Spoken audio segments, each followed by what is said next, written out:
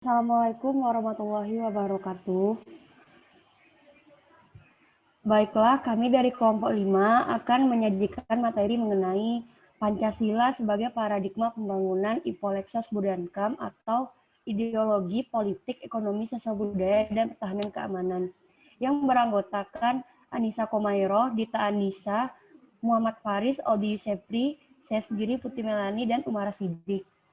Materi pertama yaitu mengenai bagaimana tentang paradigma yang akan saya jelaskan sendiri.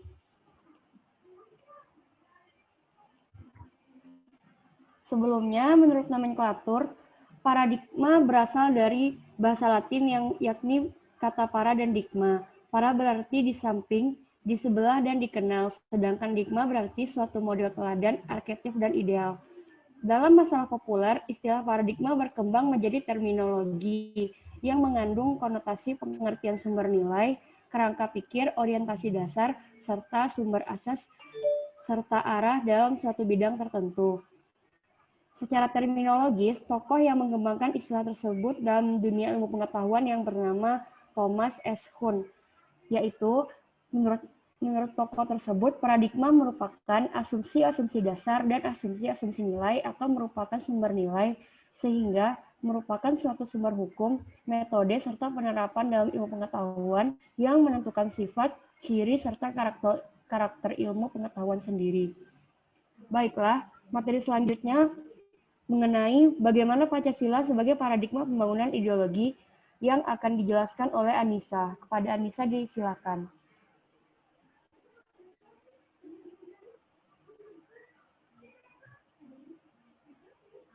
Pancasila sebagai paradigma pembangunan ideologi. Ideologi adalah suatu kompleks idea-idea asasi tentang manusia dan dunia yang dijadikan pedoman dan cita-cita hidup yang termuat juga pandangan tentang Tuhan, tentang manusia sesama, tentang hidup dan mati, tentang masyarakat dan negara, dan sebagainya. Dalam rumusan di atas, ideologi bukanlah hanya pengertian. Ideologi adalah prinsip dinamika karena merupakan pedoman dan sekaligus juga berupa ideal atau cita-cita. Pancasila sering disebut sebagai ideologi yang didasarkan sifat kodrat manusia sebagai individu dan sosial, keseimbangan individu, dan hak-hak masyarakat.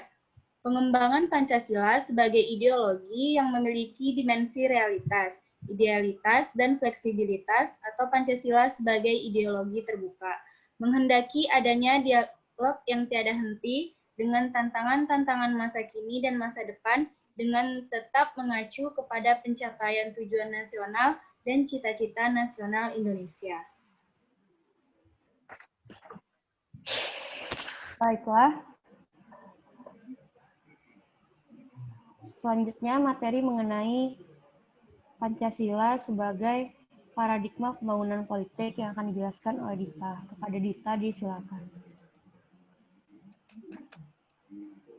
Pancasila sebagai paradigma pembangunan politik, yaitu meletakkan nilai-nilai yang terkandung dalam Pancasila sebagai sumber nilai politik. Sumber nilai politik harus mengacu pada nilai-nilai Pancasila, terutama sila keempat, di mana semua praktik-praktik politik harus berkembang atas asas kerakyatan.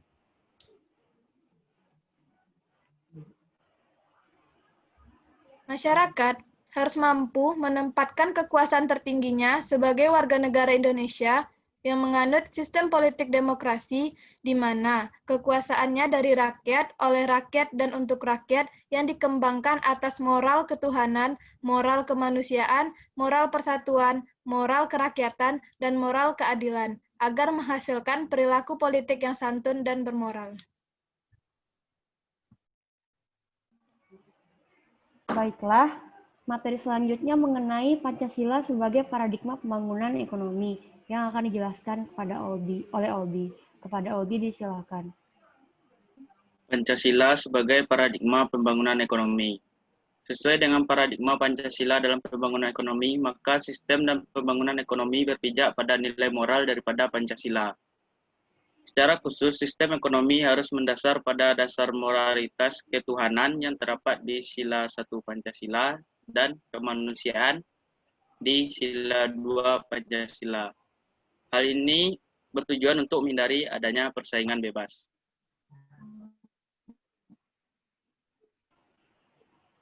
Pancasila sebagai paradigma pengembangan ekonomi lebih mengacu pada sila keempat Pancasila. Sementara pengembangan ekonomi lebih mengacu pada pembangunan sistem ekonomi Indonesia. Dengan demikian menunjuk pada pertama pembangunan ekonomi kerakyatan, yang kedua pembangunan demokrasi ekonomi, yang ketiga pembangunan sistem ekonomi Indonesia, dan yang keempat sistem ekonomi Pancasila. Baiklah, terima kasih pada Ogi. Materi selanjutnya mengenai Pancasila sebagai paradigma pembangunan sosial budaya yang akan dijelaskan oleh Faris. Kepada Faris disilahkan. Pancasila, baik, terima kasih pada Putih, Melani. Pancasila sebagai paradigma pembangunan sosial budaya. Pancasila pada hakikatnya bersifat humanistik karena memang Pancasila bertolak dari hakikat dan kedudukan kodrat manusia itu sendiri. Hal ini sebagaimana tertuang dalam sila kemanusiaan yang adil dan beradab. Oleh karena itu, pembangunan sosial harus mampu meningkatkan harkat dan martabat manusia, yaitu menjadi manusia yang berbudaya dan beradab. Pembangunan sosial yang menghasilkan manusia-manusia yang biadab, kejam dan brutal, dan bersifat anarkis jelas bertentangan dengan cita-cita menjadi manusia yang adil dan beradab. Dan perlu juga ada pengakuan dan penghargaan terhadap budaya dan kehidupan sosial berbagai kelompok bangsa Indonesia, sehingga mereka merasa dihargai dan diterima sebagai warga negara. Dengan demikian, pembangunan sosial budaya tidak menciptakan kesenjangan, kecemburuan, diskriminasi, dan ketidakadilan sosial. Paradigma baru dalam pembangunan nasional berupa paradigma pembangunan berkelanjutan, yang dalam perencanaan dan pelaksanaannya perlu diselenggarakan dengan menghormati hak budaya komuniti-komuniti yang terlibat. Hak budaya komuniti dapat sebagai perantara antara hak negara dan hak asasi individu. Paradigma ini dapat mengatasi sistem perencanaan yang sentralistik dan yang mengabaikan kemajemukan masyarakat dan keanekaragaman kebudayaan Indonesia. Dengan demikian, era otonomi daerah tidak akan mengarah pada otonomi suku bangsa, tetapi justru akan memadukan pembangunan lokal dengan pembangunan regional dan pembangunan nasional. Apabila dicermati, sesungguhnya nilai Pancasila itu memenuhi kriteria sebagai puncak kebudayaan. Contohnya pada sila pertama, menunjukkan tidak satupun suku bangsa ataupun golongan sosial dan komunitas setempat di Indonesia yang tidak mengenal kepercayaan terhadap Tuhan. Sila kedua, nilai budaya yang dijunjung tinggi oleh segenap warga negara Indonesia tanpa membedakan asal-usul, kesuku bangsaan, kedaerahan, maupun golongannya. Sila ketiga, mencerminkan nilai budaya menjadi kebulatan tekad masyarakat majemuk di Kepulauan Nusantara untuk mempersatukan diri sebagai satu bangsa yang berdaulat. Sila keempat merupakan nilai budaya yang luas, persebarannya di kalangan masyarakat majemuk Indonesia untuk melakukan kesepakatan melalui musyawarah. Sila kelima menjadi alasan yang membangkitkan semangat perjuangan bangsa Indonesia dalam memajukan kesejahteraan umum, mencerdaskan kehidupan bangsa, dan ikut serta melaksanakan ketertiban dunia yang berdasarkan kemerdekaan, perdamaian abadi, dan keadilan sosial. Baiklah, terima kasih atas penjelasan dari Faris. Materi selanjutnya yaitu bagaimana Pancasila sebagai paradigma pembangunan pertahanan dan keamanan yang akan dijelaskan kepada Umara. Pada Umara disilakan.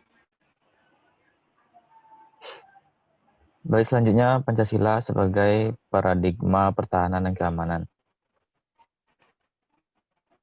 Pada konsep pertahanan keamanan nasional, nilai-nilai Pancasila merupakan bagian penting dalam sistem pertahanan negara. Pancasila merupakan titik tolak pertahanan negara dalam rangka menjamin keutuhan dan tetap tegaknya negara kesatuan Republik Indonesia, serta tetapnya tujuan pembentukan negara Indonesia antara lain melindungi bangsa dan tumpah darah Indonesia, memajukan kesejahteraan umum, mencerdaskan kehidupan bangsa, dan turut serta menjaga ketertiban dunia berdasarkan kemerdekaan, perdamaian abadi, dan keadilan sosial. Pancasila sebagai pandangan hidup bangsa Indonesia dalam bidang pertahanan diuraikan dalam preambul Undang-Undang Dasar Republik Indonesia 1945 dan batang tubuhnya, yaitu pertama, kemerdekaan merupakan hak setiap bangsa, yang oleh karenanya segala bentuk penjajahan harus dihapuskan karena bertentangan dengan peri kemanusiaan dan peri keadilan. Kedua, pemerintah berkewajiban untuk melindungi bangsa Indonesia, meningkatkan kesejahteraan, mencerdaskan sumber daya manusia, dan mengambil bagian dalam upaya menjaga ketertiban dunia, berdasarkan hak kemerdekaan, perdamaian abadi, dan keadilan sosial. Ketiga, warga negara memiliki hak kewajiban untuk turut andil dalam segala usaha pembelaan negara. Keempat, negara menguasai bumi, air, dan seluruh kekayaan alam di dalamnya untuk kemakmuran rakyat. Pandangan hidup tentang pertahanan negara tersebut kemudian diturunkan menjadi beberapa prinsip, antara lain. Pertama, prinsip mempertahankan kemerdekaan, kedaulatan, keutuhan, dan keselamatan bangsa dari segala macam bentuk ancaman. Kedua, prinsip tanggung jawab dan kehormatan setiap warga negara untuk ikut serta dalam segala upaya mempertahankan negara. Artinya, setiap warga negara memiliki kewajiban untuk ikut serta dalam membela negara, kecuali ditentukan lain oleh undang-undang. Ketiga, prinsip cinta damai, lebih cinta pada kemerdekaan dan kedaulatan. Pertikaian atau perselisihan yang timbul antara bangsa Indonesia dengan bangsa lain akan diselesaikan dengan cara damai. Jika damai tidak menimbulkan masalah, jika cara damai tidak membuahkan hasil, maka dapat menggunakan cara penyelesaian terakhir, yaitu cara perang. Keempat, prinsip menentang segala bentuk penjajahan dan menganut prinsip politik bebas aktif. Indonesia menganut pertahanan yang bersifat defensif, aktif, dan tidak ekspansif. Sepanjang kepentingan nasional Indonesia tidak terancam. Dan oleh karena itu, Indonesia tidak terikat dan tidak ikut serta dalam fakta pertahanan negara lain. Kelima, prinsip pertahanan negara semesta. Prinsip ini berarti melibatkan seluruh rakyat sumber daya nasional, sarana, prasarana, dan wilayah negara sebagai satu kesatuan pertahanan. Keenam, prinsip pertahanan berdasarkan prinsip demokrasi, HAM, kesejahteraan umum, lingkungan hidup, hukum nasional, kebiasaan, dan hukum internasional, prinsip kemerdekaan, kedaulatan, dan keadilan sosial, dan mempertimbangkan kondisi geografis sebagai negara kepulauan. Ancaman modern yang bersifat kompleks dan multidomain bagi seluruh negara di dunia, termasuk diantaranya Indonesia, telah menguji kembali relevansi nilai-nilai Pancasila dalam keadaan yang lebih maju, modern, dan kompleks dalam bidang pertahanan dan keamanan negara. Sifat kompleksitas ancaman modern saat ini membutuhkan kolaborasi penanganan oleh berbagai lembaga negara terkait pertahanan keamanan secara tepat, efektif, dan efisien. Sekian. Baiklah, terima kasih kepada Umar yang telah menyampaikan materi mengenai paradigma terhadap pembangunan penyelenggaraan pertahanan negara bangsa Indonesia. Berarti bisa kita simpulkan Pancasila bisa didapatkan terhadap paradigma kepada segala aspek. Baiklah, itu saja mungkin hasil diskusi dari kelompok 5. Jika ada salah kata dari kami, mohon dimaafkan. Dan jika ada pertanyaan, mungkin bisa dicantumkan di Google Classroom. Terima kasih. Assalamualaikum warahmatullahi wabarakatuh. Waalaikumsalam warahmatullahi wabarakatuh. Waalaikumsalam warahmatullahi wabarakatuh.